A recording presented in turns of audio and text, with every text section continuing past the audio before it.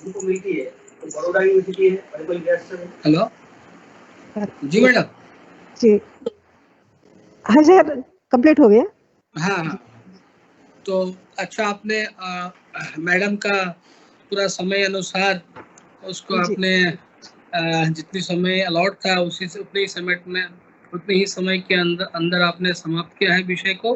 पूरा एक विस्तृत जानकारी आपने दी। समय कमी पड़ी, कभी समय की कमी अभाव रहा है जिसके आपने बार बार जिक्र कर रहे थे कि एक है, क्योंकि एक ही घंटे आज 40 मिनट 45 मिनट के अंतर अंदर हम सब पूरी की पूरी एक पुरातन संस्कृति सभ्यता को एक राज्य का विशेष करके राज्य को हम संभालना है, ये बहुत मुश्किल की बात है। फिर भी आपने प्रयास किए, लेकिन निश्चित रूप से आने वाले समय में इसको हम छोटे छोटे ब्रेक करके अलग अलग सांस्कृतिक पहलू पे और अलग अलग ऐतिहासिक पहलू पे हम चर्चा करेंगे। तो आपको बहुत बहुत धन्यवाद।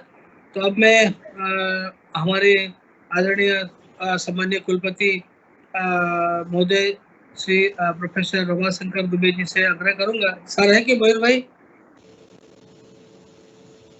मयूर भाई सर है? सर नमस्कार। नमस्कार। अभी हमारे कुलपति महोदय जी प्रोफेसर रमाशंकर दुबे जी से मैं आग्रह करूंगा कि वो अपना अध्यक्ष भाषण हमें आशीर्वचन के स्वरूप दे। तत्पश्चात शाम कार्यक्रम की वोट ऑफ थैंक्स होगा। डॉक्टर मीनाक्षी बहन परमार वोट ऑफ थैंक्स देंगे। तो अब मैं विनती करूंगा हमारे आदरणीय कुलपति महोदय जी प्रोफेसर रमाशंकर दुबे सर। धन्यवाद डॉक्टर महापात्रा जी। आज की हमारी मुख्य वक्ता प्रोफेसर दिनेश नंदिनी परिहार जी, जो पंडित रविशंकर शुक्ला विश्वविद्यालय रायपुर छत्तीसगढ़ से। हमने बहुत ही उनका विस्तृत रूप से व्याख्यान सुना छत्तीसगढ़ की कला और संस्कृति के बारे में, छत्तीसगढ़ की भौगोलिक स्थिति के बारे में। बहुत ही सुंदर व्याख्यान रहा मैडम। हम बहुत बहुत बधाई देते हैं मैडम को कि इतना सुंदर उन्होंने व्याख्यान प्रस्तुत किया हम लोगों के समक्ष। मैं भी संयोग से 2008-9 में छत्तीसगढ़ में हमारे रहने का सौभाग्य प्राप्त हुआ था। मैं वहाँ पर गुरु घासीदास विश्वविद्यालय जब स्टेट यूनिवर्सिटी थी हमारे समय में, वहाँ केंद्रीय विश्वविद्यालय बनी, उसी दौरान और पंडित रविशंकर शुक्ला विश्वविद्यालय में डॉक्टर लक्ष्मण चतुर्वेदी जी उस समय वहाँ पर कुलपति हुआ करते थे। तो उस समय मैं वहाँ पे गुरु घासीदास विश्वविद्यालय में था। आज का जो ये कार्यक्रम है एक भारत श्रेष्ठ भारत के अंतर्गत, वो भारत सरकार का माननीय प्रधानमंत्री जी का वो फ्लैगशिप कार्यक्रम है, स्कीम है कि हमारा पूरा भारत विविधता को रखते हुए, हम विविध भाषाओं के हैं, विविध हमारे रीति रिवाज हैं, मगर फिर भी हमारा पूरा देश एक है। ये भारत एक है। कैसे भारत एक है? क्योंकि इसके पीछे इसकी सांस्कृतिक एकता है। इसकी भारत की संस्कृति की विरासत कई हजार वर्ष पुरानी है। अब तो हम उत्खनन के द्वारा आर्कियोलॉजिकल विभाग के जो आर्कियोलॉजिकल साइंटिस्ट हैं उनके द्वारा वो प्रमाणित करते हैं कि हमारे यहाँ सभ्यता कम से कम 11-12 हजार वर्ष पुरानी थी, मगर हम तो कई लाख वर्ष पुरानी अपनी सभ्यता को मानते हैं। जब हमारे पास सतयुग, त्रेता, द्वापर और हम तो कलयुग में अब चल रहे हैं, जो कि कलयुग में 5000 वर्ष बस पूरे हुए हैं, तो हम तो कई लाख वर्ष मानते हैं। मगर फिर भी हमारे उत्खनन से लगता है कि हम 12,000 वर्ष पुरानी हमारी संस्कृति है। तो इतनी पुरानी विश्व की प्राचीनतम संस्कृति में हमारी संस्कृति है, भारत की संस्कृति। और भारत की संस्कृति की वो एकात्मता है, वो एकता है कि उत्तर से दक्षिण तक, पूरब से पश्चिम तक हमारा पूरा भारत देश एक है। और इसके पीछे आधार रहा है कि हमारी संस्कृति हमारे ऋषि मुनियों की परंपरा से हमारी संस्कृति बनी है। अब जब कभी भी हमारे इस संस्कृति के अंदर जब कहीं ठहराव आया, उसके बहाव में कहीं भी अड़चन आए, तो हमारे यहाँ राम कृष्ण और बड़े बड़े हमारे यहाँ जो धर्म के रक्षक हैं, गुरु नानक, कबीर जैसे लोग पैदा हुए, जिन्होंने कि हमारे पूरे समाज को एक करने की कोशिश की। और इसी प्रकार इसी क्रम में छत्तीसगढ़ में जो सतनामी संप्रदाय के बहुत बड़े गुरु हुए, गुरु घासीदास जी, जिन्होंने कि समाज की विषमता को देखते हुए समाज की आर्थिक विषमता की तरफ और सामाजिक विषमता की तरफ लोगों का ध्यान ले गए। जातिवाद के विरोध में उन्होंने आवाज़ बुलंद की और इस प्रकार एक समरस समाज की स्थापना करने के लिए वो आगे आए। और मैडम ने अपने प्रारंभिक उद्बोधन में बड़े सही तरीके से गुजरात का संबंध जोड़ा इन्होंने छत्तीसगढ़ से, कि गुजरात में जो हमारे यहाँ कृष्ण भगवान थे द्वारिका में, तो वहाँ उनकी पटरानी थी, सत्यभामा थी, तो ये कृष्ण भगवान थे जिन्होंने कर्म भक्ति और ज्ञान का संदेश दिया, पूरी मानवता को संदेश दिया उन्होंने कर्म भक्ति और ज्ञान का। और हम देखें गीता में तो इसे अनेकों श्लोक वो मार्गदर्शन देते हैं अर्जुन को। वो कहते हैं गीता के 9वें अध्याय के 10वें श्लोक में कि मया अध्यक्षेण प्रकृति सूजिते सचराचरम, हे अर्जुन ये हमारे ही अध्यक्षता में ये प्रकृति है, चाहे वो चर है या अचर है। तो इतना बड़ा संदेश हम लोगों के कृष्ण भगवान ने, जो कि यहाँ पर द्वारकापुरी के राजा थे, उन्होंने दिया। अभी हम छत्तीसगढ़ की लोक परंपरा के बारे में हम लोगों ने सुना कि छत्तीसगढ़ की लोक परंपरा, लोक नृत्य, हमें भी रहने का मौका वहाँ मिला। हमने देखा कि आदिवासी लोक नृत्य, बस्तर का लोक नृत्य और लोक नृत्य वहाँ पर काफ़ी प्रसिद्ध लोक नृत्य है। और लोक कलाओं की बात करें तो हैंडीक्राफ्ट्स की बात करें, छोटी छोटी इस प्रकार से डलिया ऐसी चीज़ों का वो निर्माण करते हैं कि वो अपने आप में। और उत्तर से दक्षिण का तो संबंध है, जैसा कि मैडम ने बताया कि भगवान रामचंद्र जी ने अपने लड़कों को लव और कुश के नाम पर उन्होंने उत्तर कौशल और दक्षिण कौशल के रूप में उन्होंने राज्य का जिम्मा उनको सौंप दिया। और जो सबसे बड़ी बात जो मैडम ने बताया कि गुप्त काल के बारे में, गुप्त काल जो कि हमारे यहाँ सबसे बड़ा स्वर्ण काल माना जाता है, कि गुप्त काल के दौरान, गुप्त काल की जब स्थापना हुई थी और लेकर के जो गुप्त काल चला राज्य करीब 250-300 वर्षों तक, वो पूरे हमारे देश के लिए स्वर्ण काल था, जिसमें कि हमारी सनातन संस्कृति का बहुत बड़ा विकास हुआ। हम पूरे भारत के इतिहास में देखें, प्राचीन इतिहास में, तो गुप्त काल में सबसे ज़्यादा विकास हुआ। और वो गुप्त काल का समय था कि सभी धर्मों को भी संरक्षण मिला, जैसा कि मैडम ने बताया, चाहे वो जैन धर्म हो, बौद्ध धर्म हो, चाहे वो शासक भले ही शैव संप्रदाय के हों, चाहे वैष्णव संप्रदाय के हों उस समय के शासक, मगर उन्होंने सभी धर्मों का उसी तरीके से विकास किया, सभी धर्मों का विकास हुआ। और सबसे बड़ी बात कि वहाँ पर जो निर्गुण धारा वाले जो सभी जो कबीरपंथी हैं, चाहे सतनामी हैं, चाहे रामनामी हैं, सबको बराबर की वहाँ पर प्रधानता मिली। कबीरदास जी तो बहुत बड़े, उनको हम लोग मानते हैं कि निर्गुण ब्रह्म के उपासक, उन्होंने तो सारे संप्रदायों के लोग उन्हें मानते हैं। और विशेष करके हम लोग ही मानते हैं कि सनातन संस्कृति के विकास में जो निर्गुण ब्रह्म के द्वारा जो परमपिता परमेश्वर की उन्होंने संकल्पना कबीरदास जी ने की, वो शायद ही कुछ और लोगों ने की, जैसे तुलसीदास जी और लोग, कुछ ही लोग हैं कि उस प्रकार की परिकल्पना कर पाए हैं जिस प्रकार की कबीरदास जी ने की। इसके अलावा छत्तीसगढ़ के मूर्तिकला के बारे में उन्होंने बहुत विशेष रूप से बताया। तो मूर्तिकला के बारे में जिसे हम लोग देखें, कलिंग की मूर्तिकला या छत्तीसगढ़ की मूर्तिकला या दक्षिण की मूर्तिकला, सब में अपने अपने पारंपरिक भिन्नताएं होते हुए भी एक अजीब सी उनके अंदर वो अपनी छवि रहती है अपनी मूर्तिकला की। तो इसके बारे में उन्होंने बताया। तो कुल मिलाकर के बहुत ही अद्भुत मैडम का व्याख्यान रहा और हम लोगों को छत्तीसगढ़ की जो प्राचीन परंपरा है, परंपरा को विस्तृत रूप से जानने का, देखने का, सुनने का आज मौका मिला।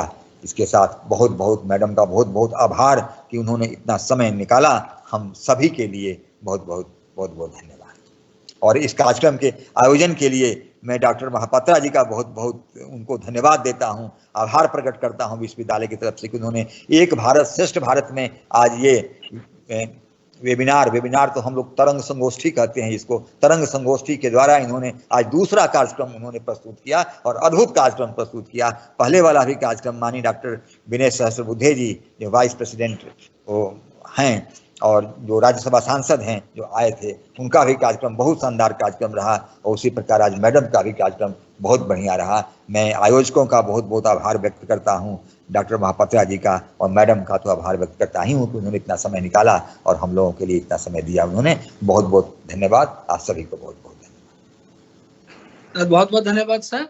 और क्योंकि जैसे कि सर ने भी इस बात को कहे अपनी वक्तव्य में कहा है, मैडम ने भी कहा है कि जितने भी छत्तीसगढ़ की जो लोक कला है और जो लोक संस्कृति है, इसके बारे में समय समय पर लगभग 3 बार हमारे विद्यार्थी वहाँ जा चुके हैं छत्तीसगढ़ में। तो न केवल वहाँ पे जो विशिष्ट सांस्कृतिक और दार्शनिक स्थल है, जो इतिहास से जुड़ा है, संस्कृति से जुड़ा है, उसको दर्शन किए, देखा उन्होंने, बल्कि उसके ऊपर उन्होंने रिपोर्ट भी प्रस्तुत की।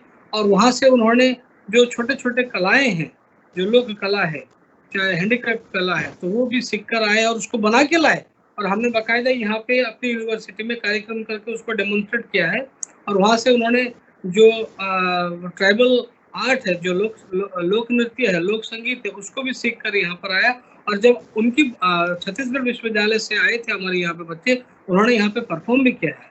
और इसी तरह से हमारी बच्चे, उनके बच्चे जब यहाँ पर आए थे, यहाँ से भी गुजरात की जो छोटे बड़े अच्छे लोक कला है, जो पुराने कला है, चाहे वो टेक्सटाइल के माध्यम से, अन्य काले कच्छी कांच वर्क हो, फिर बांधनी प्रिंट हो, इसको सीख के गए। गरबा हमने सिखाया, दायरा हमने सिखाया, तो ये लगभग निरंतर चल रहा है। अभी हमने कुछ दिनों के बाद मैं इस प्लेटफॉर्म को इस्तेमाल करते पूरी दर्शक श्रोता को हम बताना चाहेंगे कि अगले कुछ ही दिनों में, अगले महीने हम शुरू करने वाले हैं जो गुजरात की जो भाषा है, गुजराती लैंग्वेज ट्रेनिंग प्रोग्राम, जो छत्तीसगढ़ की गुरु घासीदास विश्वविद्यालय के बच्चे जो इंटरेस्टेड होंगे, उनके लिए हमने 5 दिन का या 1 सप्ताह का हम 1-1 घंटे का Gujarati language program, basic Gujarati language training program शुरू करेंगे, जो अपने एक भारत श्रेष्ठ भारत का एक मैंडेटरी कंडीशन है। जैसे MHRD ने ले डाउन करके हमें भेजा है, तो उसको हमने एक 7 दिन या 10 दिन के लिए हम रखेंगे। तो इसके साथ ही कार्यक्रम बहुत शानदार रहा है। मैडम के लिए बहुत बहुत धन्यवाद, और सर के लिए भी, हमारी कुलपति महोदय प्रोफेसर रमाशंकर दुबे सर का भी बहुत बहुत आभार। तो मैं अंत में कार्यक्रम को समाप्ति से पहले मैं हमारे कन्वेनर जो एक भारत श्रेष्ठ भारत का डॉक्टर मीनाक्षी परमार बहन, तो उनसे मैं विनती करूंगा कि वो vote of thanks, formal vote of thanks हम सबको दें, हम सबके बीच में रखें। मीनाक्षी बहन।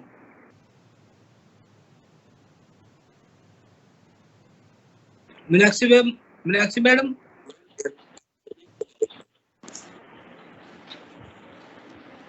हेलो, आवाज आ रही है? हाँ, आवाज आ रही है। खूब खूब आभार तुम्हारो सर।